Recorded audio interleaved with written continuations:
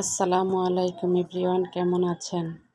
আবারও নতুন একটি ভিডিও নিয়ে আমি আপনাদের মাঝে চলে এসেছি। জানি অন্য সব ভিডিওর মতো এই ভিডিওটাও আপনাদের কাছে ভালো লাগবে। আজকে আমি রসুনের আচার করে দেখাবো। রসুন স্বাস্থ্যের জন্য খুবই উপকারী। খালি পেটে সকালে 2 কোয়া রসুন খেলে রক্ত পরিষ্কার থাকে। হার্টের জন্য রসুন অনেক ভালো। তাহলে চলুন দেখা যাক প্রস্তুত প্রণালী। এই যে আমি এইখানে 1 কেজির মতো রসুন নিয়েছি। তেঁতুল আমি ভিনেগার দিয়ে ভিজিয়ে রেখেছি, এখানে কোনো পানি ইউজ করব না। এই যে এখানে আমি পরিমাণ মতো তেল দিয়েছি, সরিষার তেল। তারপর এখানে আমি সরিষা বাটা দিয়ে দিব। সরিষা বাটা আমি 4 চামচ সরিষা বাটা দিয়েছি। সরিষা বাটাও আমি ব্লেন্ডারে ভিনেগার দিয়ে করেছি। এখানে আমি 4 চামচ আদা রসুন বাটাও দিয়ে দিব।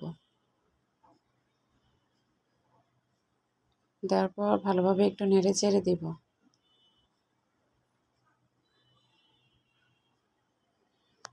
তারপর এখানে আমি 2 টেবিল চামচ পাঁচফোড়ন দিয়ে দিব। উঠানোর আগেও আমি পাঁচফোড়ন দিয়ে উঠাবো, এজন্য এখন একটু কম দিয়েছি। এখানে দিয়ে দিলাম আমি হলুদের গুঁড়া, আধা চামচ থেকে একটু বেশি। দিয়ে দিলাম মরিচের গুঁড়া 1 চামচের মতো, কারণ আমার পাঁচফোড়নে শুকনা মরিচের ফাঁকি আছে, এই জন্য। দিয়ে দিলাম আরেকটু ভিনেগার,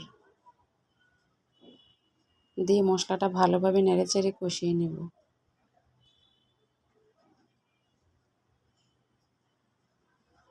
এখন আমি রসুনগুলো দিয়ে দিব। রসুনগুলো দিয়ে আমি আবারও ভালোভাবে নেড়েচেড়ে দিব।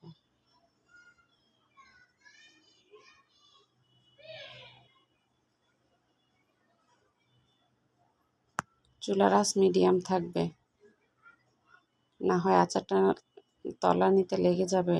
তলানিতে লেগে গেলে খেতে আর ভালো লাগবে না, পোড়া গন্ধ আসবে। এই যে দেখুন, আস্তে আস্তে রসুনগুলোর কালারও চেঞ্জ হয়ে আসতেছে। বারবার নেড়ে চেড়ে দিবেন।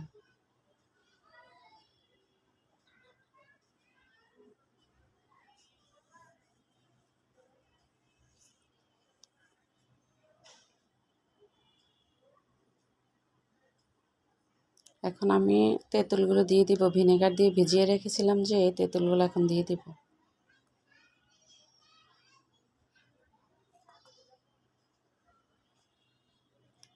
আসলে এই আচারটা খেতে এত মজা, আপনারা যদি একবার বানিয়ে খান তাহলে বারবার খেতে ইচ্ছে করবে।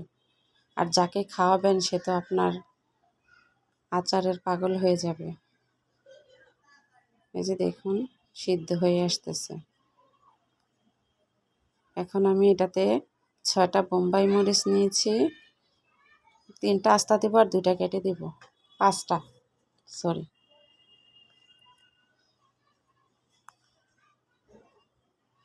3টা আমি কেটে কুচি কুচি করে দিব আর 3টা আস্তা দিয়ে দিব।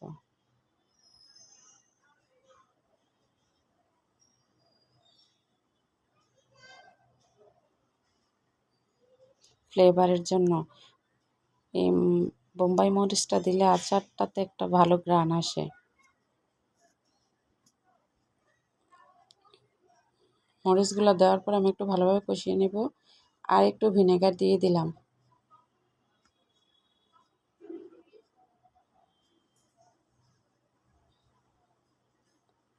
এখন দিয়ে দিলাম স্বাদ মতো লবণ। যেহেতু টক জিনিস লবণ একটু বেশিই লাগে, তাও আপনারা দেখে চেক করে দিবেন।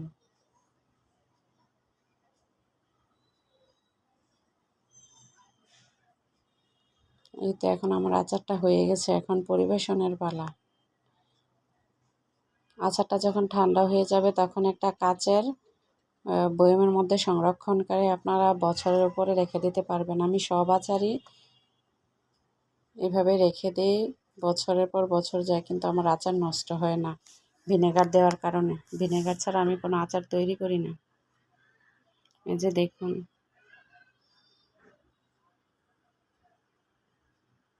যদি আমার ভিডিওটা আপনাদের কাছে ভালো লেগে থাকে তাহলে অবশ্যই লাইক এবং কমেন্টস করবেন, সাবস্ক্রাইব করে পাশে থেকে যাবেন, পাশে থাকা বেল আইকনটি ক্লিক করবেন যেন আমি ভিডিও ছাড়ার আগে আপনাদের কাছে পৌঁছে যায়।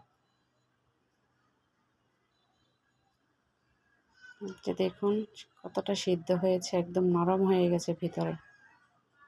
এই তো ভালো থাকবেন সবাই। আসসালামু আলাইকুম। Tata, bye bye, and take care.